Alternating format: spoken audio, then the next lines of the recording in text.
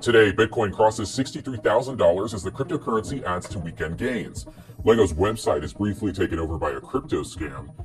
And James Delmore of Breadcrumbs discusses how wealthy crypto backers are trying to shape the 2024 election with less than a month to go. By noon Eastern, Bitcoin crossed above the $63,000 mark, while Ether ticked up to $24.73. Solana also rising this morning to $148. All right, let's talk about the top stories. First, Lego's website is back to normal after being taken over by a potential crypto scam. On Friday night Eastern Time, X users pointed out that a banner on the company's website promoted something called Lego Coin. The website boasted that ownership of the token would unlock secret rewards. The site reportedly kept that post up for more than an hour before eventually taking it down. Now, Lego spokesperson told CNBC that no user accounts were compromised and that the company is implementing measures to prevent this from happening again. Next, the United Arab Emirates is giving the nation's crypto holders a tax break. The UAE updated its tax code to make crypto transfers and conversions exempt from the country's value-added tax, along with the management of virtual assets as well. This is set to go into effect November 15th, and an English translation from the country's federal tax authority mentions the exemptions will be made for activities going back to 2018.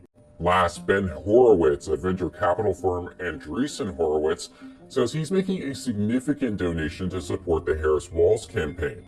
This comes less than 3 months after he and his co-founder Mark Andreessen announced their support for former President Donald Trump. In an internal letter that was leaked Friday, Horowitz says he's known and been a great friend of Kamala Harris for more than 10 years. He goes on to say that A16Z, as a firm, continues to take positions consistent with what it believes would support startups in the tech industry. His letter addresses that while Harris hasn't stated her intentions yet, he's spoken with her about tech policies and is hopeful her administration will be better than President Biden's, whose administration he says has been exceptionally destructive to crypto and AI. Horowitz confirmed the letter in a post on X Friday night and said there's nothing else, no matter how it gets characterized. All right, sticking with crypto's role in the 2024 race for our main story, we've talked here on the show about how millions of dollars from pro-crypto PACs are pouring into the 2024 race. Crypto World's Mackenzie Segalos actually sat down with James Delmore, market research analyst at Breadcrumbs, about the state of play for crypto in this election.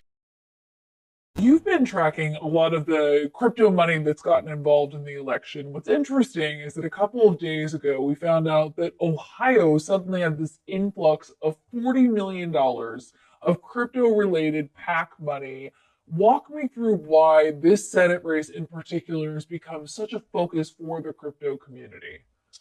Yeah, Ohio's an important swing state and also a swing vote in the Senate. So devoted a lot of money to the anti-Sherrod Brown candidate, Bernie Moreno. Sherrod Brown is more on the Elizabeth Warren, not pro-crypto side of the space. So they're hoping to try and win that seat. It's an important seat in the Senate, and they can have an extra vote that's pro-crypto for moving forward legislation or whatnot that won't necessarily give the SEC all the power it's given. Ohio is one of multiple races where crypto PAC money has been an important part of the conversation. What other races are you keeping an eye on? Swing states like Michigan and Arizona, 10 million each for Slotkin in Michigan, 10 million for Gallego, both Democrats.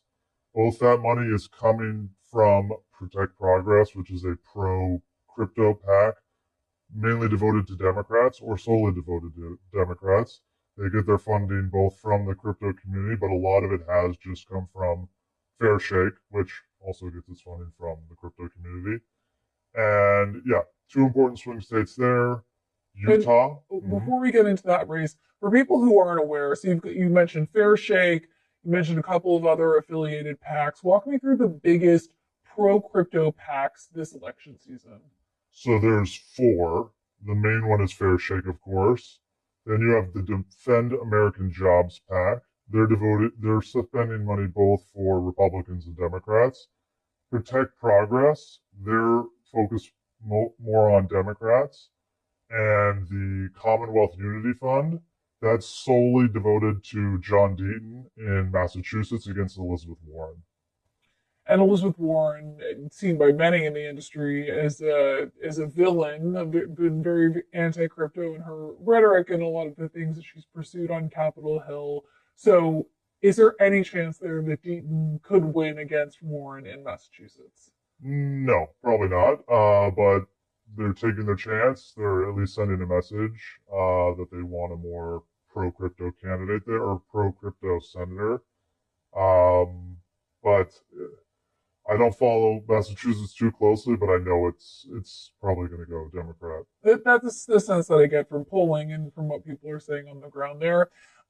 Let's turn to other races that you have been tracking. Mm-hmm. So yeah, we have Utah. You have Mitt Romney's retiring, and so his seat is up for grabs. They're backing the Republican candidate heavily there. You have Joe Manchin's old seat in West Virginia, a swing state, a very important swing state in the Senate majority, one way or the other. And it's going to Jim Justice, the Republican, who was the former governor of West Virginia. And then you also have Indiana. Indiana is somewhat of a swing state, but the senator can sometimes go Democrat or Republican, and in this case, it's going to the Republican candidate, who is seen as very pro-crypto.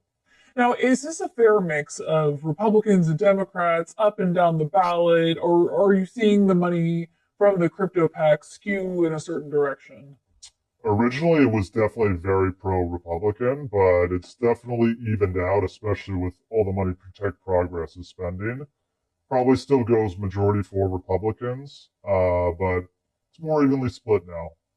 And walk me through how effective this crypto spend has been. When you look at the primary elections, for example, did you see that money prove effective in terms of getting the pro crypto candidate voted into that next general election step?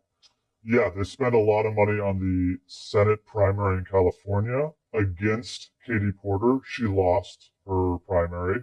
They also spent a lot of money in New York against Jamal Bowman in the New York 15th district. He lost. And they spent a lot of money in Missouri to get Cori Bush out. She lost as well. They were victorious in every election but 6. And I think they won about 40 elections in the primary.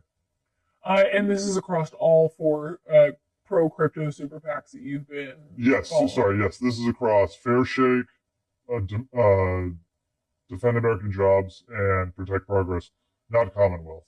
Commonwealth is just a pro John Deaton PAC set up by a lawyer supporting him, James Murphy.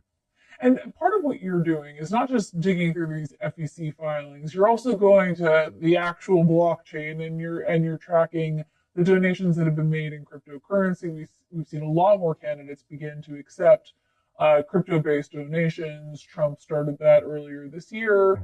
The Kamala Harris team followed suit. Through which PAC did they begin accepting? Future Forward. Okay. She announced they announced they were going to be accepting them. Yeah.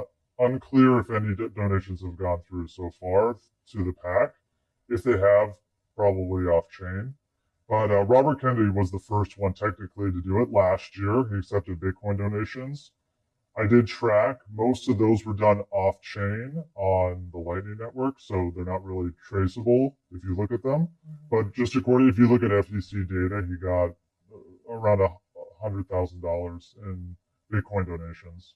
So how prominent are crypto donations? The Trump team said that they had received $4 million in cryptocurrencies, a mix of Bitcoin, Ether, and some of your other altcoins as of July. But has that picked up momentum, or was that kind of a one-off thing right after he announced that he would accept crypto? So a lot of the donations originally went through Coinbase Commerce, where he set that up, and those can all be tracked on chain. He's got about $100,000 in donations that we can see from that, mostly just from retail individuals who decided to donate money. He announced, or not he, but the Bitcoin conference in Tennessee this year announced that Trump had raised 25 million in Bitcoin donations from that conference. Those must have been they might have been made on chain, but we can't really see them unless we know the address that received it or we know the amount given at the donation. For example, we can see on chain the Winklevoss twins donation. They each gave 15.47 Bitcoin at the time. So we can check that on chain, just find when that transaction happened, and we can see, oh, okay, 15.47 were given. That was the Winklevoss twins donation, even though we didn't even have the address. We didn't know which address they donated it to.